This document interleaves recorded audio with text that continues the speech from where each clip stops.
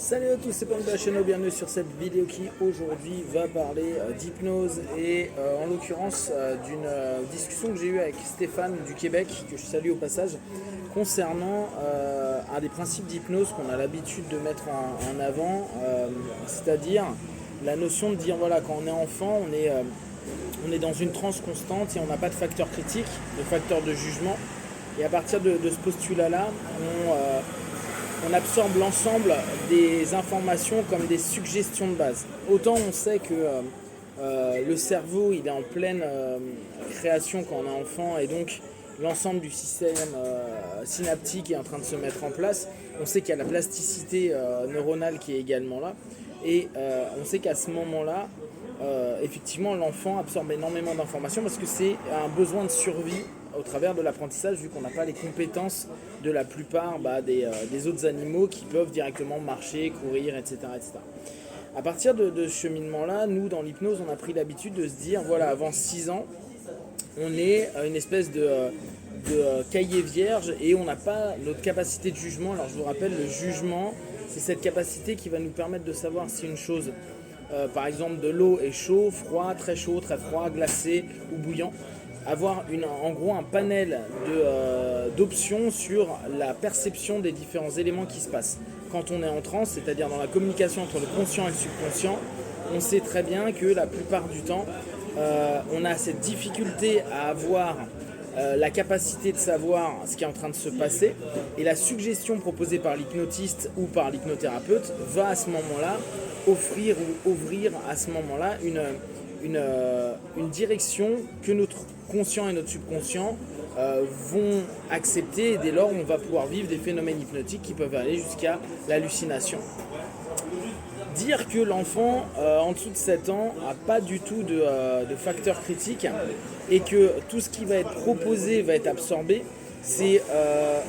arriver dans une espèce de simplification de ce qui est le subconscient. Et on revient encore sur le modèle ericksonien qui est toujours de dire le subconscient est tout puissant et à l'intérieur de nous on a l'ensemble des ressources pour aller bien et pour tout connaître et tout comprendre. Ce qui n'est pas une réalité en tant que telle, sachant que même si les enfants sont hyper éduqués, hyper orientés, qu'on leur donne énormément de suggestions positives, il y a plein de petits qui vont devenir des petits cons et qui vont faire plein de conneries. Si admettons on prend un parent qui pendant les 6 premières années de la vie de l'enfant s'amuse à faire la morale, ou même si on part sur des éducations religieuses, vous connaissez énormément d'adultes qui, ayant eu une éducation morale ou une éducation religieuse, ont pu quand même devenir des gros abrutis qui n'ont aucun respect de l'autre, qui ne pensent qu'à eux, ou qui vont faire plein de conneries, voire se retrouver en zonzon. Donc il y a quelque chose d'important à prendre en compte, c'est cette espèce de notion qu'on vend à dire notre subconscient absorbe tout et de toute façon tout reste dans notre subconscient, c'est encore penser que le subconscient est tout puissant. Or, il n'est pas tout puissant, la preuve étant que les enfants, même si on les éduque bien, peuvent partir en couille de plein de façons. Et il y a un élément clé qui est hyper important de prendre en compte, c'est l'élément de la personnalité. À partir du moment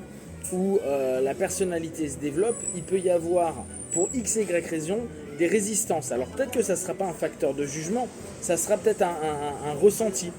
Mon père ou ma mère me dit quelque chose, et à ce moment-là, je ressens que ça ne me fait pas du bien, ça me frustre, ça me fait du mal, ça me dérange. Voire, j'observe une incongruence entre ce que mes parents vont dire et une réalité de ce qu'ils sont en train d'appliquer. En partant de cet élément-là, ça nous permet peut-être de nous poser la question, donc si au moment où on est le plus suggestible, c'est-à-dire officiellement là où il n'y a pas de facteur critique en dessous de 6 ans, et qu'au bout du compte, à l'optimum,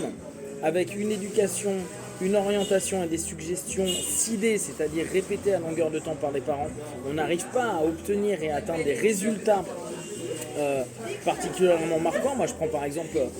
mon propre exemple, mes parents m'ont tanné avec mets ta main devant la bouche quand tu bailles, ferme la bouche en mangeant, mets tes mains sur la table, etc. Et mais la majeure partie du temps c'est pas ce que je fais. Parfois j'ai des relents de la suggestion qui arrivent parce que je les entends dans ma tête, mais pour autant dans mon quotidien il y a plein d'éléments qui m'ont enseigné qui ont été sidés et proposés, qui pour autant n'ont pas du tout donné de résultat. Pour autant, ils étaient présents, ils étaient très bons pédagogues sur leur manière de faire, etc., etc. Seulement, ça passe pas. Et j'ai eu aussi bien des suggestions directes que des suggestions indirectes. Et je prends mon cas, mais tout le monde a eu à peu près ce type de suggestions avant les 6 ans. Et on s'aperçoit que donc les conséquences de ces suggestions, c'est-à-dire les phénomènes post-hypnotiques, si on veut les appeler comme ça, ne donnent pas nécessairement ce qui était attendu par les parents. Demandez à vos parents, ou vous-même si vous êtes parent, observez par rapport à vos enfants, vous allez vous rendre compte qu'entre ce que vous leur avez enseigné et éduqué et ce qu'ils ressortent, il y a un delta. Et ce delta-là, c'est lié à la personnalité, mais c'est aussi lié à la capacité que même sans facteur critique, à partir du moment où il y a la conscience, la logique et l'analyse et notre possibilité de dire oui ou non à des suggestions,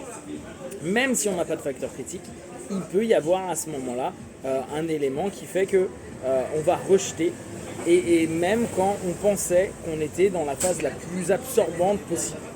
C'est intéressant à prendre en compte parce que nous, avec nos partenaires que l'on met en transe et qu'on met dans un état d'hypersuggestibilité pour leur permettre d'aller mieux, on se rend bien compte à ce moment-là que certaines suggestions ne passent pas. Et c'est là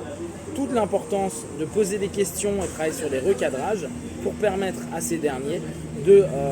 peut-être lever la résistance afin que la suggestion, qu'elle soit directe et ou indirecte, puisse pénétrer dans le subconscient et donc potentiellement dans un rapport homéostasique à obtenir un résultat positif pour le partenaire. Voilà, si vous avez des questions, des remarques, vous partagez sur Facebook, YouTube, je répondrai le plus rapidement possible. Et comme d'habitude, de tout ce que je propose, ne prenez que ce qui est bon juste pour vous. Testez, observez, analysez et concluez. Be one, ciao.